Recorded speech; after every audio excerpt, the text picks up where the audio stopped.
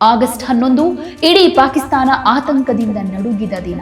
ಬಲೂಚಿಸ್ತಾನ್ ಪಾಕಿಸ್ತಾನದಿಂದ ಬೇರ್ಪಟ್ರೆ ಇಸ್ಲಾಮಾಬಾದ್ಗೆ ಎಂತಹ ಚೇತರಿಸಿಕೊಳ್ಳಲಾಗದ ಪೆಟ್ಟು ಬೀಳುತ್ತೆ ಗೊತ್ತಾ? ಚೀನಾ ಹೂಡಿಕೆ ಮಾಡಿರುವಂತಹ ಶತಕೋಟಿ ಡಾಲರ್ ಆಸ್ತಿ ಏನಾಗುತ್ತೆ? ಭಾರತಕ್ಕೆ ಇದರಿಂದ ಸಿಗೋ ರಾಜತಾಂತ್ರಿಕ ಮೇಲುಗೈ ಏನು? ಪಾಕಿಸ್ತಾನದ ವಿನಾಶದ ಕೌಂಟ್ ಡೌನ್ ಶುರುವಾಯ್ತಾ? ನಮಸ್ಕಾರ ಎಲ್ರಿಗೂ, ಇದು ಒನ್ ಇಂಡಿಯಾ ಕನ್ನಡ. ನಾನ್ ಪ್ರತಿಮಾ. ವೀಕ್ಷಕರೇ, ಒಂದು ದೇಶ ತನ್ನದೇ ಭೂಭಾಗದ ಮೇಲೆ ಯುದ್ಧ ವಿಮಾನಗಳಿಂದ ಬಾಂಬ್ ದಾಳಿ ನಡೆಸಿದ್ರೆ ಏನರ್ಥ? 1971ರಲ್ಲಿ ಪೂರ್ವ ಪಾಕಿಸ್ತಾನವನ್ನ ಬಲವಂತವಾಗಿ ಹತೋಟಿಯಲ್ಲಿಡೋದಕ್ಕೆ ಹೋಗಿ ಬಾಂಗ್ಲಾದೇಶ ಅನ್ನೋ ಹೊಸ ದೇಶದ ಉದಯಕ್ಕೆ ಕಾರಣವಾಗಿದ್ದ ಪಾಕಿಸ್ತಾನ ಇವತ್ತು ಮತ್ತೊಮ್ಮೆ ಅದೇ ಇತಿಹಾಸವನ್ನ ಪುನರಾವರ್ತಿಸ್ತಾ ಇದೆಯಾ? ಆಗಸ್ಟ್ 11 ಇಡೀ ಪಾಕಿಸ್ತಾನ ಆತಂಕದಿಂದ ನಡುಗಿದ ದಿನ. ದಶಕಗಳಿಂದ ಪಾಕಿಸ್ತಾನದ ಸೇನಾ ದೌರ್ಜನ್ಯದ ವಿರುದ್ಧ ಹೋರಾಟ ಮಾಡ್ತಾ ಇರೋ ಬಲೂಚಿಸ್ತಾನ್ ಸ್ವಾತಂತ್ರ್ಯ ಹೋರಾಟಗಾರರು ಆಗಸ್ಟ್ 11 ತಮ್ಮ ಅಧಿಕೃತ ಸ್ವಾತಂತ್ರ್ಯ ದಿನ ಅಂತ ಸಾರಿದ್ದಾರೆ. ಇದಕ್ಕೆ ಪ್ರತಿಯಾಗಿ ಪಾಕಿಸ್ತಾನದ ಸೇನೆ ಬಲೂಚಿಸ್ತಾನದ ನಿರಪರಾಧಿ ಜನಗಳ ಮೇಲೆ, ದಂಗೆಕೋರರ ನೆಲೆಗಳ ಮೇಲೆ ಯುದ್ಧ ವಿಮಾನಗಳಿಂದ ವಾಯುದಾಳಿಯನ್ನ ಶುರು ಮಾಡಿದೆ.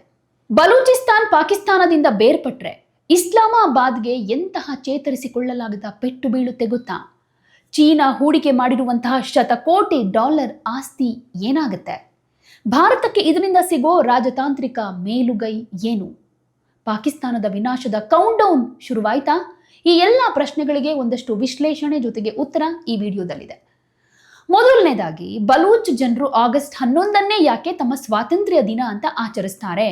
ಇದನ್ನ ತಿಳಿಯೋದಕ್ಕೆ ನಾವು 1947ರ ಇತಿಹಾಸಕ್ಕೆ ಹೋಗಬೇಕು. 1947ರಲ್ಲಿ ಬ್ರಿಟಿಷರು ಭಾರತವನ್ನ ಬಿಡಬೇಕಾದ್ರೆ ಬಲೂಚಿಸ್ತಾನ್ ಪಾಕಿಸ್ತಾನ ಭಾಗ ಆಗಿರಲಿಲ್ಲ. ಆಗಿನ ಬಲೂಚಿಸ್ತಾನ್ ಕಲಾತ್ ಸಂಸ್ಥಾನ ಅಂದ್ರೆ ಪ್ರಿನ್ಸ್ಲಿ ಸ್ಟೇಟ್ ಆಫ್ ಕಲಾತ್ ಅನ್ನೋ ಸ್ವತಂತ್ರ ರಾಜ್ಯವಾಗಿತ್ತು. ಬ್ರಿಟಿಷರು ನಿರ್ಗಮಿಸಬೇಕಾದ್ರೆ 1947ರ ಆಗಸ್ಟ್ 11 ಕಲಾತ್ನ ಅರಸರಾಗಿದ್ದ ಮೀರ್ ಅಹಮದ್ ಯಾರ್ ಖಾನ್ ಅವರ ಜೊತೆ ಒಪ್ಪಂದ ಮಾಡಿಕೊಂಡು ಬಲೂಚಿಸ್ತಾನವನ್ನ ಒಂದು ಸ್ವತಂತ್ರ ದೇಶ ಅಂತ ಅಂಗೀಕರಿಸಿದ್ರು. ಆದರೆ ಈ ಸ್ವಾತಂತ್ರ್ಯ ಕೇವಲ 7 ತಿಂಗಳು ಮಾತ್ರ ಉಳ್ಕೊಂಡಿದ್ದು. 1948ರ ಮಾರ್ಚ್ 27ನೇ ತಾರೀಕು ಪಾಕಿಸ್ತಾನದ ಸೃಷ್ಟಿಕರ್ತ ಮೊಹಮ್ಮದ್ ಅಲಿ ಜಿನ್ನಾ ತನ್ನ ಸೇನೆಯನ್ನ ಕಲಾತ್ಗೆ ಕಳಿಸಿ ಬಂದೂಕಿನ ತುದಿಯಲ್ಲಿ ಬಲೂಚಿಸ್ತಾನವನ್ನ ಬಲವಂತವಾಗಿ ಪಾಕಿಸ್ತಾನಕ್ಕೆ ಸೇರ್ಪಡೆಗೊಳಿಸಿಕೊಂಡ್ರು. ಅಂದಿನಿಂದ ಇಂದಿನ ತನಕ ಅಂದ್ರೆ ಕಳೆದ 77 ವರ್ಷಗಳಿಂದ ಬಲೂಚ್ ಜನರು ತಮ್ಮನ್ನ ಪಾಕಿಸ್ತಾನಿಗಳು ಅಂತ ಒಪ್ಕೊಂಡೇ ಇಲ್ಲ. ನಮ್ಮನ್ನ ಬಲವಂತವಾಗಿ ಗುಲಾಮರನ್ನಾಗಿ ಮಾಡಲಾಗಿದೆ ಅನ್ನೋದು ಅವರ ವಾದ.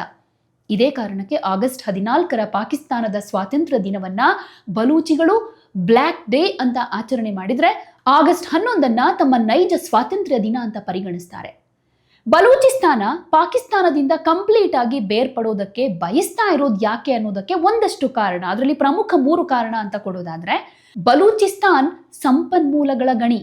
ಇಲ್ಲಿ ಅಗಾಧವಾದ ನೈಸರ್ಗಿಕ ಅನಿಲ, ಚಿನ್ನ, ತಾಮ್ರ ಮತ್ತು ಕಲ್ಲಿದ್ದಲಿದೆ. ಪಾಕಿಸ್ತಾನದ ಇಡೀ ಉದ್ಯಮ ನಡೆಯೋದು ಬಲೂಚಿಸ್ತಾನದ ಸುಯಿ ಅನ್ನೋ ಅನಿಲದಿಂದ. ಆದರೆ ವಿಪರ್ಯಾಸ ಅಂದ್ರೆ, ಯಾವ ನೆಲದಿಂದ ಗ್ಯಾಸ್ ಸಿಗುತ್ತೋ ಅದೇ ನೆಲದ ಬಲೂಚ್ ಜನರಿಗೆ ಅಡುಗೆ ಮಾಡೋದಕ್ಕೇನೆ ಗ್ಯಾಸ್ ಇಲ್ಲ.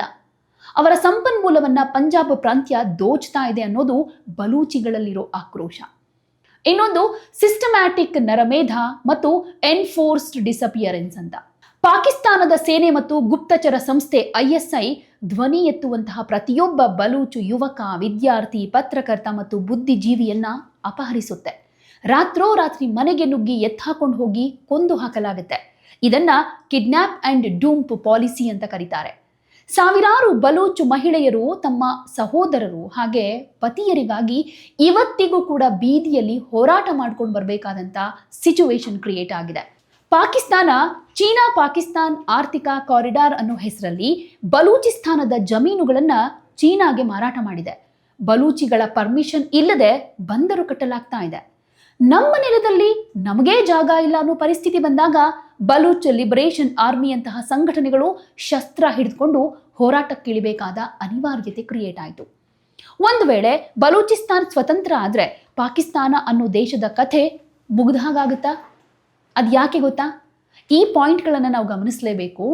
44% ಭೂಭಾಗ ನಷ್ಟವಾಗುತ್ತೆ, ಅಂದ್ರೆ ಭೌಗೋಳಿಕ ವಿನಾಶ ಆಗುತ್ತೆ ಅಂತ. ಇನ್ನು ಗ್ವಾದರ್ ಬಂದರು ಹಾಗೇನೆ CPEC ಯೋಜನೆಗೆ ತಡೆ ಬೀಳುತ್ತೆ. ಇದು ಆರ್ಥಿಕ ವಿನಾಶಕ್ಕೆ ಎಡೆ ಮಾಡಿಕೊಡುತ್ತೆ. ಅಪಾರ ಪ್ರಮಾಣದ ನೈಸರ್ಗಿಕ ಅನಿಲ ಹಾಗೆ ಚಿನ್ನ ಮತ್ತು ತಾಮ್ರದ ನಷ್ಟ ಕೂಡ ಉಂಟಾಗುತ್ತೆ. ಹಾಗೆ ಅರೇಬಿಯನ್ ಸಮುದ್ರದ ಮೇಲಿನ ಸಂಪೂರ್ಣ ಹಕ್ಕು ಕೂಡ ನಷ್ಟವಾಗುತ್ತೆ. ಸಿಂಧ್ ಮತ್ತು ಪಂಗ್ತುಂಕ್ವಾ ಪ್ರಾಂತ್ಯಗಳಲ್ಲೂ ಕೂಡ ಪ್ರತ್ಯೇಕತೆಯ ಕಿಚ್ಚು ಹಚ್ಕೊಳ್ಳುತ್ತೆ. ಸೊ ಇಲ್ಲಿ ಅತ್ಯಂತ ದೊಡ್ಡ ನಷ್ಟ ಅಂತ ಬಂದ್ರೆ ಭೂಭಾಗ ಮತ್ತು ಸಮುದ್ರ ತೀರ. ಪಾಕಿಸ್ತಾನದ ಒಟ್ಟು ಭೂ ಪ್ರದೇಶದಲ್ಲಿ 44% ಭಾಗ ಬಲೂಚಿಸ್ತಾನವೇ ಆಗಿದೆ. ಇದು ಪಾಕಿಸ್ತಾನದ ಅತಿ ದೊಡ್ಡ ಪ್ರಾಂತ್ಯ. ಇದೇನಾದ್ರೂ ಕೈ ತಪ್ಪಿದ್ರೆ ಪಾಕಿಸ್ತಾನದ ಗಾತ್ರ ಅರ್ಧಕ್ಕರ್ಧ ಕಮ್ಮಿ ಆಗುತ್ತೆ. ಅಷ್ಟೇ ಅಲ್ಲ, ಪಾಕಿಸ್ತಾನಕ್ಕೆ ಸಿಕ್ಕಿರುವಂತಹ ಅರೇಬಿಯನ್ ಸಮುದ್ರದ ಹೆಚ್ಚಿನ ಕರಾವಳಿ ತೀರ ಬಲೂಚಿಸ್ತಾನದಲ್ಲಿದೆ. ಚೀನಾದ $60 ಬಿಲಿಯನ್ ಮುಳುಗಡೆಯಾಗ್ಬಿಡುತ್ತೆ. ಚೀನಾ ಪಾಕಿಸ್ತಾನದಲ್ಲಿ ಹೂಡಿಕೆ ಮಾಡಿರುವಂತಹ ಸಿಪಿಇಸಿ ಯೋಜನೆಯ ಹೃದಯ ಭಾಗ ಇರೋದೇ ಬಲೂಚಿಸ್ತಾನದ ಗ್ವಾದರ್ ಬಂದರ್ನಲ್ಲಿ. ಚೀನಾಗೆ ಶೀರ್ಷ ದಮನಿಯಂತಿರುವಂತಹ ಈ ಯೋಜನೆಯನ್ನ ಬಲೂಚ್ ದಂಗೆಕೋರರು ಧ್ವಂಸ ಮಾಡ್ತಾ ಇದ್ದಾರೆ. ಬಲೂಚಿಸ್ತಾನ್ ಸ್ವತಂತ್ರ ಆಗಿಬಿಟ್ರೆ ಚೀನಾ ಮಾಡಿದ $100 ಕೋಟಿ ಹೂಡಿಕೆ ನೀರು ಪಾಲಾಗುತ್ತೆ. ಚೀನಾ ಪಾಕಿಸ್ತಾನದ ಸ್ನೇಹ ಕೂಡ ಮುರಿದು ಬೀಳಬಹುದು.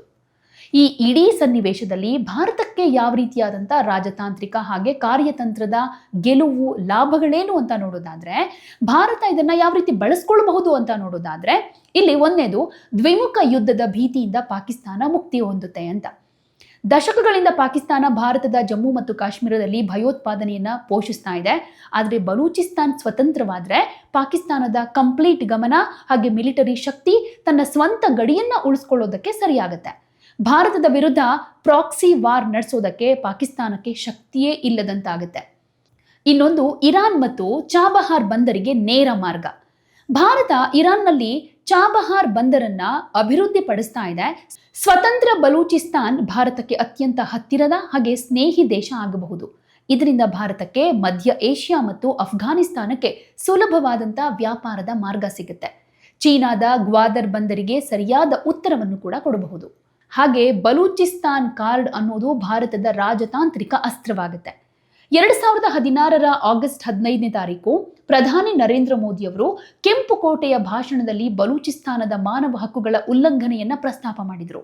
ಜಾಗತಿಕ ಮಟ್ಟದಲ್ಲಿ ಪಾಕಿಸ್ತಾನವನ್ನ ಭಯೋತ್ಪಾದನೆಯ ತವರೂರು ಅಂತ ಬಿಂಬಿಸೋದಕ್ಕೆ, ಕಾಶ್ಮೀರದ ವಿಷಯದಲ್ಲಿ ಪಾಕಿಸ್ತಾನದ ಬಾಯಿ ಮುಚ್ಚೋದಕ್ಕೆ ಬಲೂಚಿಸ್ತಾನ್ ಭಾರತದ ಕೈಯಲ್ಲಿದ್ದ ಬಲವಾದ ಅಸ್ತ್ರವಾಗಿದೆ. ಈಗ ಪ್ರಸ್ತುತ ಸ್ಥಿತಿಗೆ ಬರೋದಾದ್ರೆ, ಈಗಾಗಲೇ ಬಲೂಚಿಸ್ತಾನದ ಮೇಲೆ ವಾಯು ದಾಳಿಯನ್ನ ಶುರು ಮಾಡಿಕೊಂಡಿರೋ ಪಾಕಿಸ್ತಾನ ಸೇನೆ ಮುಂಬರೋ ದಿನಗಳಲ್ಲಿ ಎಂತಹ ಕಠಿಣ ಅಥವಾ ಕ್ರೂರ ಧೋರಣೆಯನ್ನ ತಾಳಬಹುದು? ಇಲ್ಲಿ ಸ್ಕಾಚ್ಡ್ ಅರ್ತ್ ಪಾಲಿಸಿ ಅಂತ ಹೇಳ್ಬೋದು. ಅಂದ್ರೆ ಪಾಕಿಸ್ತಾನಿ ಸೇನಾ ಮುಖ್ಯಸ್ಥರು ಬಲೂಚಿಸ್ತಾನದಲ್ಲಿ ಕಂಪ್ಲೀಟ್ ಆಗಿ ದಮನಕಾರಿಯಾಗಿರುವಂತಹ ಸ್ಕಾಚ್ಡ್ ಅರ್ತ್ ಪಾಲಿಸಿಯನ್ನ ಜಾರಿಗೆ ತರಬಹುದು. ಅಂದ್ರೆ ದಂಗೆಕೋರರ ನೆಪದಲ್ಲಿ ಇಡೀ ಹಳ್ಳಿಗಳನ್ನೇ ಧ್ವಂಸ ಮಾಡೋದು, ವಾಯುಪಡೆಯನ್ನ ಬಳಸಿ ಸಿವಿಲಿಯನ್ ಪ್ರದೇಶಗಳ ಮೇಲೆ ಹೆವಿ ಬಾಂಬಿಂಗ್ ಮಾಡೋದು. ಇನ್ನು ಚೀನಾದ ಡ್ರೋನ್ ಹಾಗೆ ಮಿಲಿಟರಿ ಸಹಾಯವನ್ನು ಕೂಡ ಪಡ್ಕೊಳ್ಬಹುದು. ಪಾಕಿಸ್ತಾನ ಸ್ವಂತ ಬಲದಿಂದ ಬಲೂಚಿಗಳನ್ನು ಹತೋಟಿಯಲ್ಲಿ ಇಡೋದಕ್ಕೆ ಸಾಧ್ಯ ಇಲ್ಲ. ಹೀಗಾಗಿ ಚೀನಾದಿಂದ ಅತ್ಯಾಧುನಿಕ ಸಾಲ್ಡ್ ಡ್ರೋನ್ಗಳನ್ನ ತರಿಸ್ಕೊಂಡು ಬಲೂಚ್ ನಾಯಕರನ್ನ ಹೆಕ್ಕಿ ಕೊಲ್ಲೋ ಆಪರೇಷನ್ ನಡೆಸಬಹುದು. 1971 ಬಾಂಗ್ಲಾದೇಶದ ಮಾದರಿಯಲ್ಲಿ ಅಸಹಾಯಕತೆ ಇಲ್ಲಿ ಕ್ರಿಯೇಟ್ ಆಗ್ಬೋದು. ಆದರೆ ಪಾಕಿಸ್ತಾನ ಸೇನೆ ಎಷ್ಟು ಹೆಚ್ಚು ಬಲಪ್ರಯೋಗ ಮಾಡುತ್ತೋ ಬಲೂಚ್ ಯುವಕರು ಅಷ್ಟೇ ತೀವ್ರವಾಗಿ ತಿರುಗಿ ಬೀಳ್ತಾ ಇದ್ದಾರೆ. ಬಲೂಚಿಸ್ತಾನ್ ಲಿಬರೇಷನ್ ಆರ್ಮಿಯ ಮಜಿದ್ ಬ್ರಿಗೇಡ್ನಂತಹ ಆತ್ಮಘಾತಿ ಪಡೆಗಳು ಪಾಕ್ ಸೇನಾ ನೆಲೆಗಳು ಮತ್ತು ಚೀನಿಯರ ಮೇಲೆ ಭೀಕರ ದಾಳಿಗಳನ್ನ ಮಾಡ್ತಾ ಇವೆ.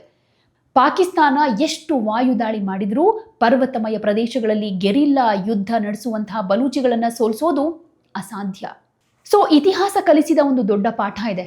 ಯಾವ ದೇಶ ತನ್ನ ಸ್ವಂತ ಜನರ ಮೇಲೆ ಅತಿಯಾದ ದೌರ್ಜನ್ಯ ಎಸಗುತ್ತೋ ಆ ದೇಶ ಹೆಚ್ಚು ಕಾಲ ಒಂದಾಗಿರೋದಕ್ಕೆ ಸಾಧ್ಯ ಇಲ್ಲ. 1971 ಬಾಂಗ್ಲಾದೇಶ ಸೃಷ್ಟಿಯಾದಾಗ ಪಾಕಿಸ್ತಾನ ಈ ಪಾಠವನ್ನ ಕಲೀಲೇ ಇಲ್ಲ. ಇವತ್ತು ಬಲೂಚಿಸ್ತಾನದಲ್ಲಿ ಉರಿತಾ ಇರೋ ಕಿಚ್ಚು ಕೇವಲ ಒಂದು ಪ್ರಾಂತ್ಯದ ದಂಗೆಯಲ್ಲ, ಅದು 77 ವರ್ಷಗಳ ಶೋಷಣೆಯ ವಿರುದ್ಧ ಸಿಡಿದು ಬಿದ್ದಿರೋ ಅಗ್ನಿ ಪರ್ವತ. ಪಾಕಿಸ್ತಾನಿ ಸೇನೆ ವಾಯು ದಾಳಿಗಳನ್ನು ನಡೆಸಿ ಜನರ ಧ್ವನಿಯನ್ನ ಅಡಗಿಸೋದಕ್ಕೆ ಟ್ರೈ ಮಾಡ್ತಾ ಇರಬಹುದು. ಆದರೆ ಬಲೂಚ್ ಜನರ ಮನಸ್ಸಿನಲ್ಲಿ ಮೂಡಿರುವಂತಹ ಸ್ವಾತಂತ್ರ್ಯದ ಕನಸನ್ನ ಬಾಂಬ್ಗಳಿಂದ ಸುಡೋದಕ್ಕಂತೂ ಸಾಧ್ಯ ಇಲ್ಲ. ಆಗಸ್ಟ್ 11 ಸ್ವಾತಂತ್ರ್ಯ ಘೋಷಣೆ, ಅಂತಾರಾಷ್ಟ್ರೀಯ ಮಟ್ಟದಲ್ಲಿ ಬಲೂಚಿಸ್ತಾನದ ಧ್ವನಿ ಗಟ್ಟಿಯಾಗ್ತಾ ಇರೋದು, ಹಾಗೆ ಪಾಕಿಸ್ತಾನದ ಜರ್ಜರಿತ ಆರ್ಥಿಕತೆ ಇವೆಲ್ಲವೂ ಸೂಚಿಸ್ತಾ ಇರೋದು ಒಂದೇ ಸಂಗತಿಯನ್ನ, ದಕ್ಷಿಣ ಏಷ್ಯಾದ ನಕ್ಷೆ ಮತ್ತೊಮ್ಮೆ ಬದಲಾಗೋ ಸಮಯ ಹತ್ತಿರದಲ್ಲಿದೆಯಾ ಅಂತ. ಪಾಕಿಸ್ತಾನದ ಕತ್ತಲ ಕೋಣೆಯಲ್ಲಿ ಮತ್ತೊಂದು ಹೊಸ ದೇಶ ಜನಿಸುತ್ತಾ? ಇದಕ್ಕೆ ಕಾಲವೇ ಉತ್ತರಿಸಬೇಕಾಗಿದೆ. ನಮಸ್ಕಾರ.